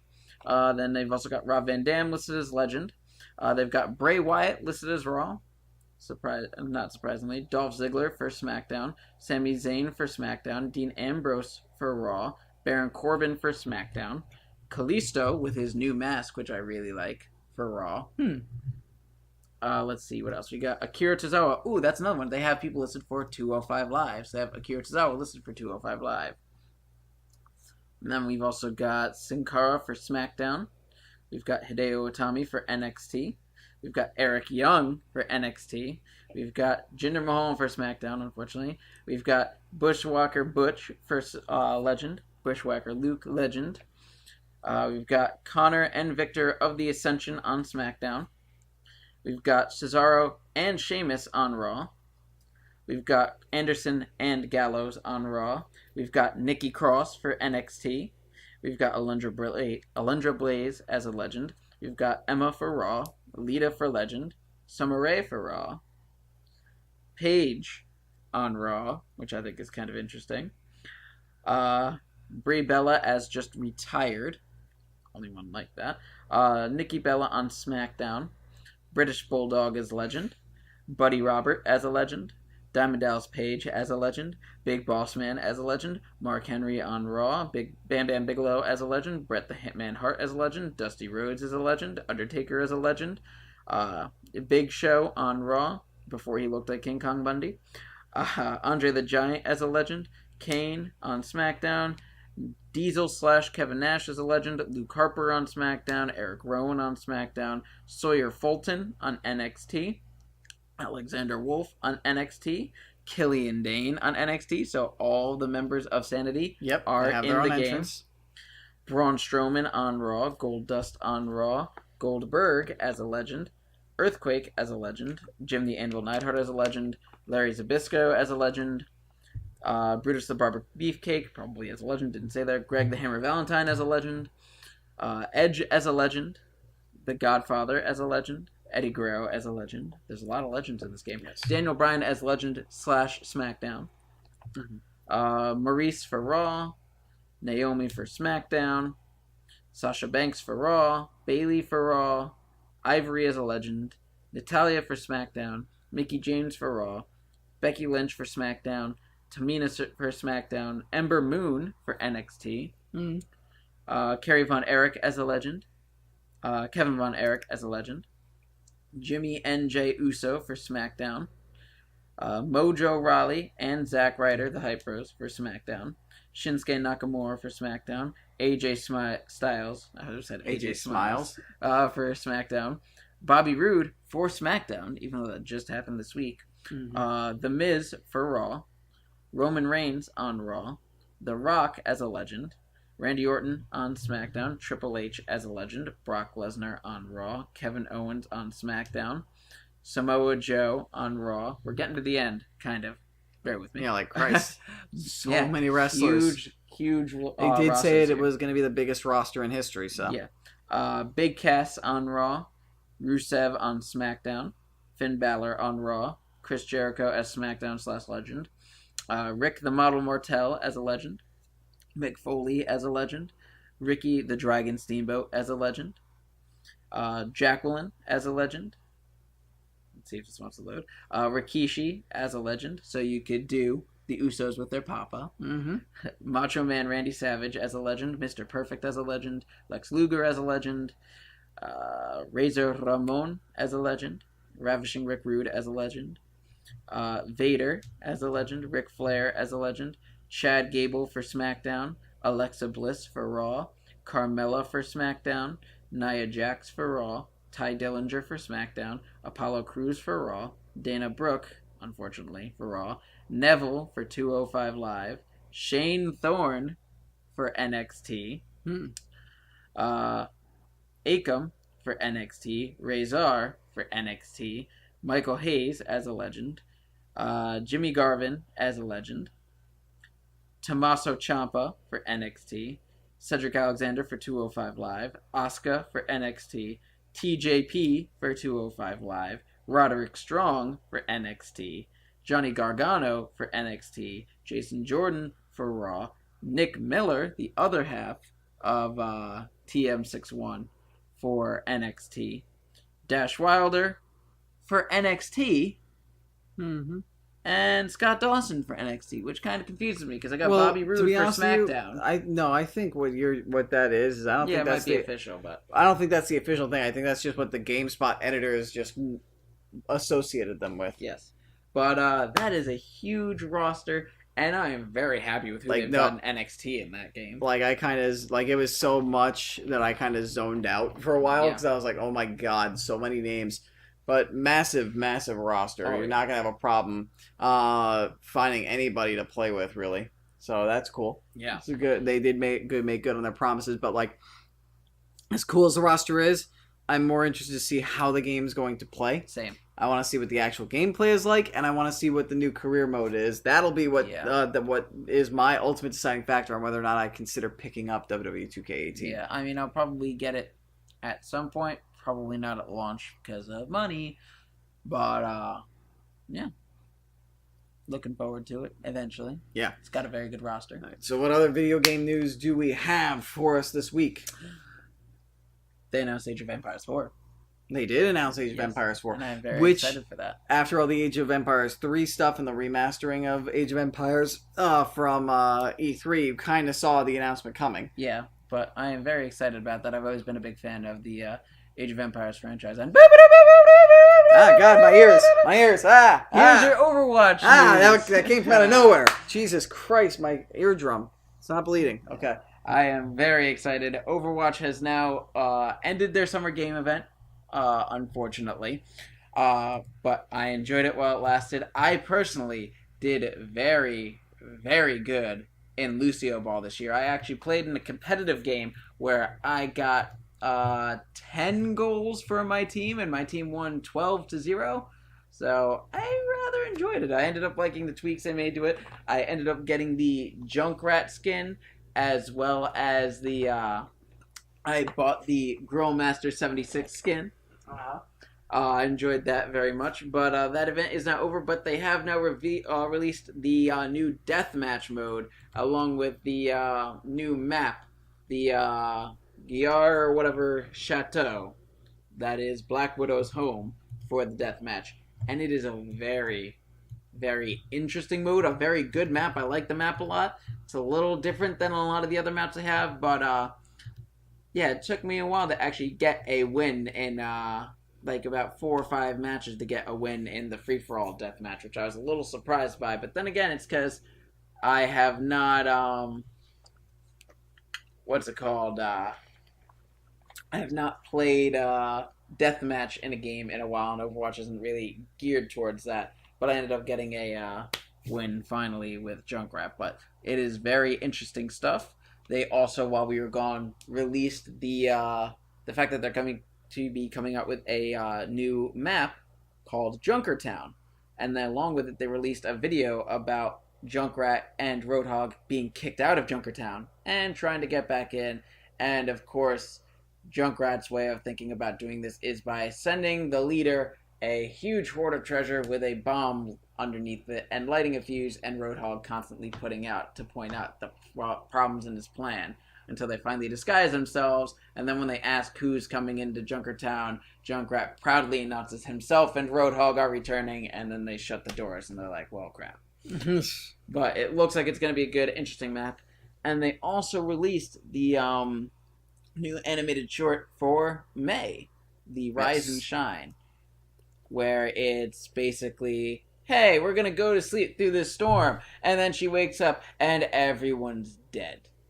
And she has no way of contacting anyone. And it's just her and Snowball. That's so sad. And poor May.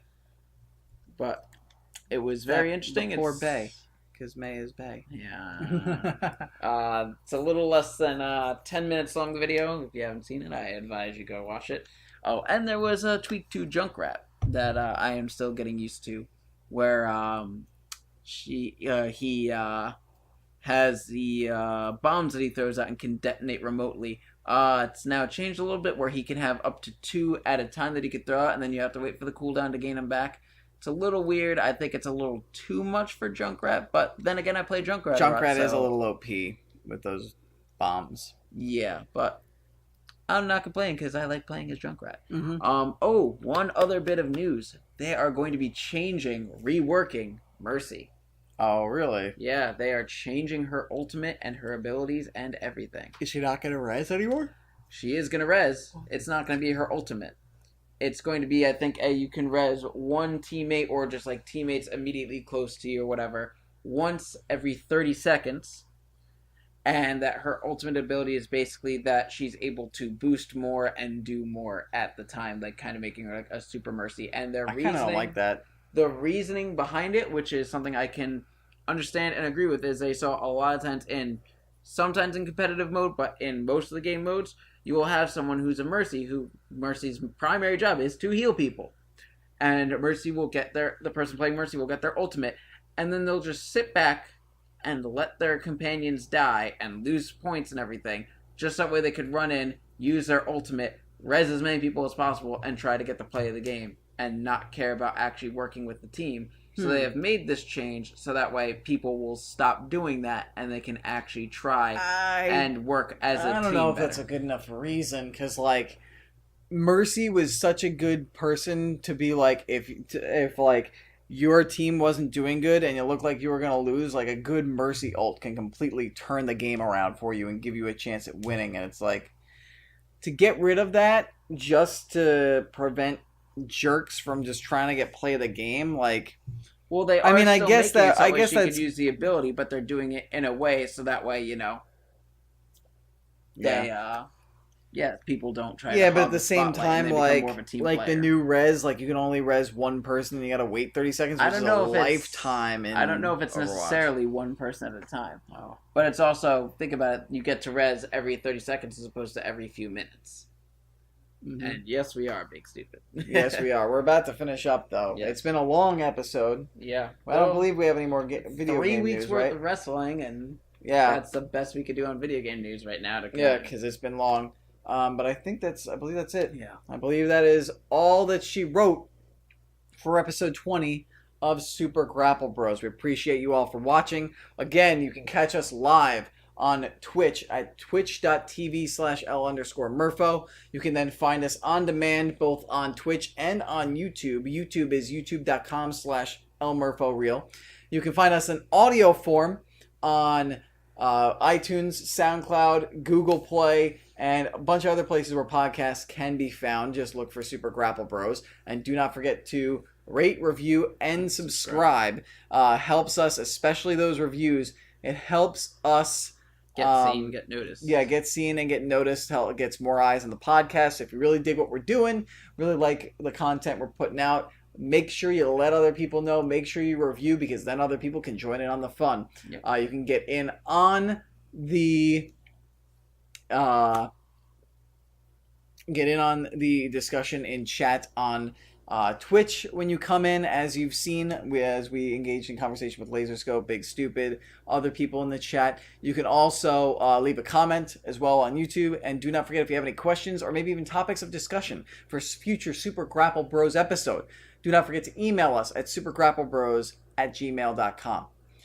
Like, if you guys have any things that you would like our opinions on in regards to wrestling or video games or whatever, just give us a shout and we'll talk about it. Yeah, and last other couple of announcements. I have a Discord server as well, which if you are on, I believe the link is in the description for YouTube, and it is in the description is on my Twitch profile.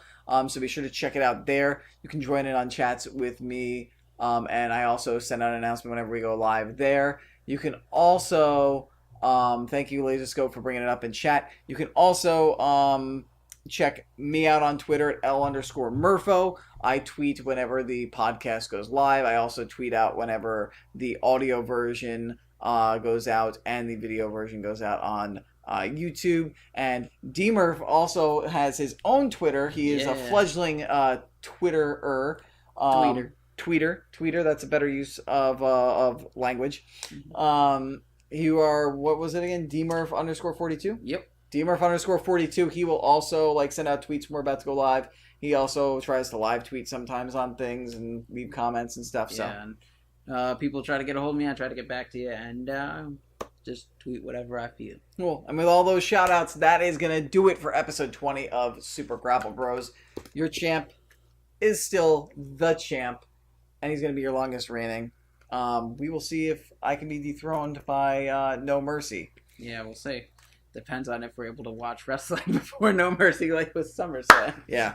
All right, guys. So that will do it for DMurph. I am El Murpho, and that is it for episode 20. Peace. Deuces. Deuces. The deuce. Not the kind you do in the bathroom. The peace deuce. Too sweet. Too sweet? Yeah. Yeah. Okay. Too sweet. See you later, guys. Shut up and sit down.